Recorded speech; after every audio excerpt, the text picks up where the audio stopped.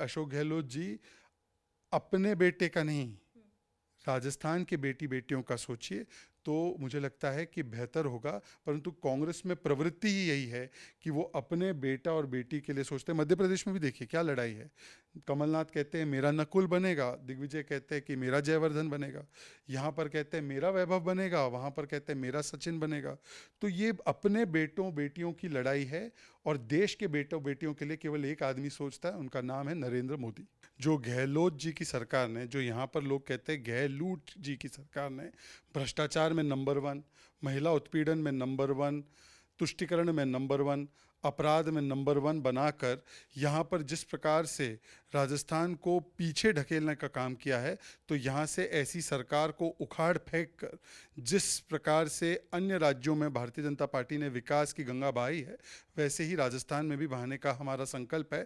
देश में सबसे ज़्यादा महंगाई दर राजस्थान में है, देश में सबसे ज़्यादा वैट पेट्रोल और डीजल पर राजस्थान में है, देश में सबसे ज़्यादा बिजली पर दर राजस्थान में है। तो यहाँ पर जो लोगों को, आम जनमानस को महंगाई सहना पड़ा है, और फिर जो लाल डायरी है भ्रष्टाचार की, जिस प्रकार से जल जीवन में घोटाला, ट्रांसफ़र पोस्टिंग में घोटाला, माइनिंग में घोटाला, भर्ती में घोटाला, ये हर क्षेत्र में जो घोटाला हुआ है और पेपर लीक का जो घोटाला हुआ है, हर घोटाले में कांग्रेस के तार जुड़ते। ये मैं नहीं कह रहा हूँ, खुद उनके विधायक भरत सिंह ने कहा कि प्रमोद जैन भाया ने माइनिंग घोटाला किया है। नमस्कार, आप देख रहे हैं एचसीएन न्यूज और मैं हूं आप सभी के साथ रंजना उपाध्याय। मौसम का मिजाज ठंडा पड़ रहा है, लेकिन देश के 5 राज्य ऐसे हैं जहां सरगर्मी तेज है, तापमान तेज है। उन्हीं में से एक है राजस्थान और आज एचसीएन न्यूज राजस्थान में मौजूद है। राजस्थान की सरगर्मी की बात करें तो यहां कांग्रेस और बीजेपी और तमाम पार्टियां अपनी पुरजोर कोशिश में लगी है और जनता को लुभाने में लगी है। लेकिन इस बीच सवाल है कि क्या बीजेपी वापस से आएगी या कांग्रेस हैट्रिक मारेगी। सवाल कई हैं और इन्हीं मुद्दों पे, इन्हीं राजनीतिक मुद्दों पे हमारे साथ बातचीत करने के लिए राष्ट्रीय प्रवक्ता बीजेपी के वो चेहरे जो सोशल मीडिया पे और तमाम चैनल्स पे डिबेट में छाए रहते हैं, तेज तर्रार नेता हैं, तेज तर्रार कार्यकर्ता हैं आप, और इसके साथ साथ बीजेपी के राष्ट्रीय प्रवक्ता की बात करें तो शहजाद पूनावाला, आपका बहुत बहुत स्वागत है। बहुत बहुत स्वागत है। छाए रहते हैं आप, और सवाल है कि राजस्थान में बीजेपी इस बार क्या कुछ नया करने वाली है। देखिए, बीजेपी ने ये संकल्प लिया है कि राजस्थान को पिछले 5 वर्षों में जो गहलोत जी की सरकार ने, जो यहाँ पर लोग कहते हैं गहलूट जी की सरकार ने, भ्रष्टाचार में नंबर 1, महिला उत्पीड़न में नंबर 1, तुष्टिकरण में नंबर 1, अपराध में नंबर 1 बनाकर यहाँ पर जिस प्रकार से राजस्थान को पीछे ढकेलने का काम किया है, तो यहाँ से ऐसी सरकार को उखाड़ फेंक कर जिस प्रकार से अन्य राज्यों में भारतीय जनता पार्टी ने विकास की गंगा बहाई है, वैसे ही राजस्थान में भी बहाने का हमारा संकल्प है। क्योंकि यहाँ पर युवाओं को धोखा दिया गया, महिलाओं को धोखा दिया गया, और यहाँ पे आम जनमानस को धोखा दिया गया, और ये गहलूट की सरकार रही है जिसने केवल लूटने का काम किया है। आप अशोक गहलोत की अगर बात करें तो उनका एक बयान है जो पिछले महीने ही काफ़ी वायरल भी हुआ था कि वो कुर्सी से हटना नहीं चाहते हैं। कुर्सी से अगर हट भी जाते हैं तो उन्हें जनता वापस बिठाने की कोशिश करती है, और जनता का इतना प्यार है। देखिए, उन्होंने कहा था कि पद मुझे छोड़ता नहीं है। उनको खुशी होगी इस बात से कि 3 दिसंबर को पद मुक्त कराने का काम राजस्थान की जनता ही उन्हें करने वाली है। क्योंकि जिस प्रकार से यहाँ पर 17 से ज़्यादा पेपर लीक हुए हैं, उससे 70 लाख युवा डायरेक्टली प्रभावित हुए हैं और कम से कम 3 करोड़ लोग इनडायरेक्टली प्रभावित हुए हैं। यहाँ पर जब महिलाओं के साथ उत्पीड़न होता है, करौली में घटना होती है, भीलवाड़ा में होती है, प्रतापगढ़ में होती है, अलग अलग जगहों पर महिलाओं को न्याय नहीं मिलता, तो तब यहाँ के मुख्यमंत्री कहते हैं कि बलात्कार के मामले फेक है। इनके एक मंत्री जिनको टिकट दिया गया कहते हैं मर्दों का प्रदेश है तो बलात्कार होता रहेगा। लड़की हूँ लड़ सकती हूँ कहने वाली प्रियंका वाड्रा चुप रहती हैं, और यहाँ पर महिलाओं को न्याय नहीं मिलता, उनको आत्महत्या करनी पड़ती है। तो महिलाओं ने भी ये संकल्प लिया है। इसके अलावा किसानों को कहा गया था कि हम आपकी कर्ज माफ़ी करेंगे। 19,500 किसानों की ज़मीनें नीलाम हो चुकी है। यहाँ पर कहा गया था कि हम महंगाई के खिलाफ लड़ेंगे। देश में सबसे ज़्यादा महंगाई दर राजस्थान में है, देश में सबसे ज़्यादा वैट पेट्रोल और डीजल पर राजस्थान में है, देश में सबसे ज़्यादा बिजली पर दर राजस्थान में है। तो यहाँ पर जो लोगों को, आम जनमानस को महंगाई सहना पड़ा है, और फिर जो लाल डायरी है भ्रष्टाचार की, जिस प्रकार से जल जीवन में घोटाला, ट्रांसफ़र पोस्टिंग में घोटाला, माइनिंग में घोटाला, भर्ती में घोटाला, ये हर क्षेत्र में जो घोटाला हुआ है और पेपर लीक का जो घोटाला हुआ है, हर घोटाले में कांग्रेस के तार जुड़ते, ये मैं नहीं कह रहा हूँ। खुद उनके विधायक भरत सिंह ने कहा कि प्रमोद जैन भाया ने माइनिंग घोटाला किया है।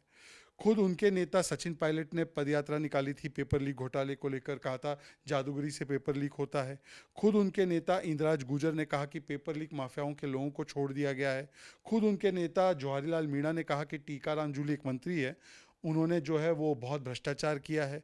खुद उनके नेता ने कहा रामनारायण मीणा ने कि किस प्रकार से सारे मंत्री जो है वो लूट में लगे हुए हैं। तो ये तो उन्हीं के नेता कह रहे थे। तो इसका मतलब साफ है कि जनता इस प्रकार की भ्रष्टाचारी, तुष्टीकरण करने वाली, महिला अपराध को सहने वाली सरकार को हटाने का काम करेगी। शहजाद जी, जैसे पेपर लीक का मामला का मुद्दा उठता है, महिला उत्पीड़न के मुद्दे उठते हैं, अपराधों की बात की जाती है, तो अशोक गहलोत की सरकार एक बात बार बार उठाती है कि बीजेपी क्यों भूल जाती है कि उनके शासित राज्यों में क्या होता है। मणिपुर का मुद्दा उठता है और तमाम मुद्दे उठते हैं। देखिए, बीजेपी के राज्य में जो होता है, कभी क्या आपने सुना है कि जो पेपर लीक का मुखिया हो, मास्टरमाइंड हो, उसकी पैरवी किसी बीजेपी के नेता ने की? पर राजस्थान में हुआ, जिसको एसओजी ने बताया कि सुरेश ढाका पेपर लीक के मास्टरमाइंड है, वो राजस्थान पुलिस की गिरफ्त में नहीं आ रहे। उनकी पैरवी करने, सुरेश ढाका की पैरवी करने सलमान खुर्शीद चले जाते हैं। सलमान खुर्शीद वो नेता है जो सोनिया गांधी जब बाटला हाउस के लिए रोती हैं, तब वो उनके साथ उस कमरे में होते हैं जहाँ पर सोनिया गांधी रोती हैं। तो बताइए कि सलमान खुर्शीद की पकड़ में सुरेश ढाका आ गए, पर राजस्थान पुलिस की पकड़ में नहीं आ पाए। गोपाल केसावत जो भारत जोड़ो यात्रा में राहुल गांधी के साथ नजर आते हैं, उन्हीं को एसओजी पकड़ती है। बीएल सोनी जो डीजी रहे एसीबी के, अशोक गहलोत के खास ऑफिसर, कहते हैं बड़ी मछलियों को छोड़ दिया गया।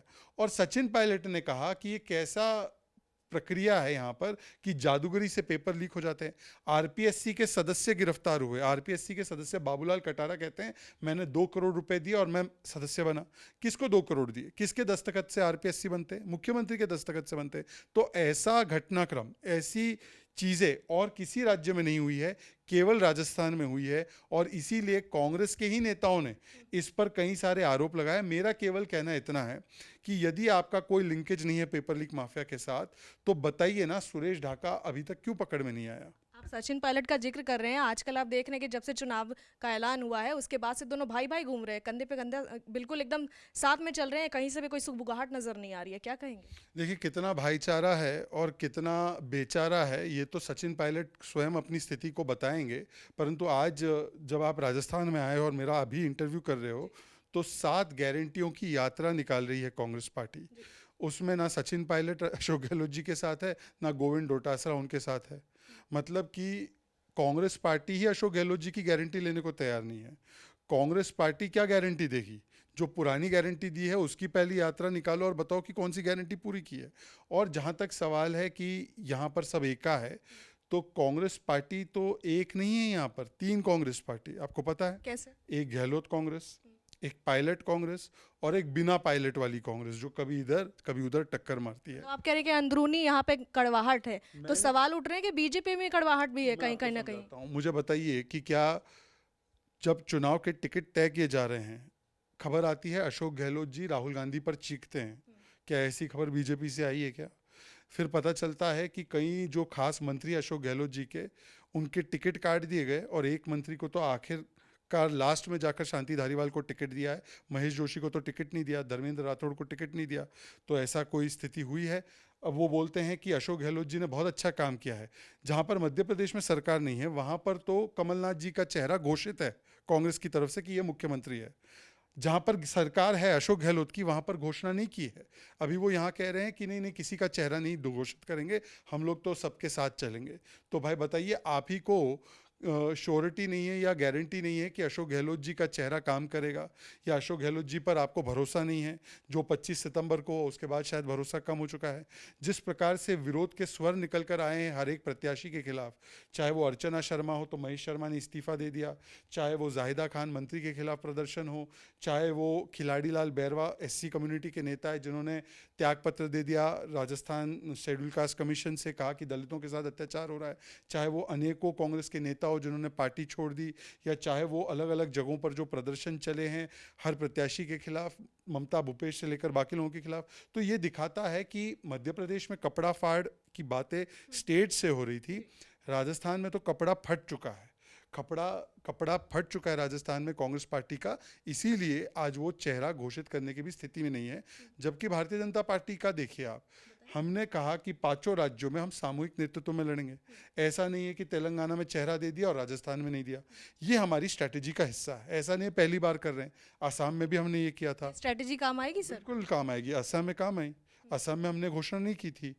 चुनाव के बाद हेमंत बिस्वा शर्मा बने, उससे पहले सर्बानंद सोनोवाल थे। उत्तराखंड में पुष्कर धामी थे, उनका चेहरा घोषित नहीं किया था। लोकसभा का चुनाव भी होने वाला है। इन 5 राज्यों के हार जीत की बात करें तो लोकसभा चुनाव पे कितना प्रभाव पड़ेगा? देखिए, पिछली बार भी जब ये चुनाव हुए थे, राज्य के चुनाव, तो उस समय कांग्रेस राजस्थान, छत्तीसगढ़ और मध्य प्रदेश में उन्होंने सरकार बनाने में वो कामयाब रहे। परंतु उसके कुछ ही महीने बाद जब वहाँ पर लोकसभा चुनाव हुए, तो राजस्थान में, छत्तीसगढ़ में और मध्य प्रदेश में हमने क्लीन स्वीप कर दी। इसका मतलब ये है कि इन चुनावों का, राज्य के चुनाव में जनता अलग तरीके से वोट करती है, अपने अलग उनके विचार होते हैं।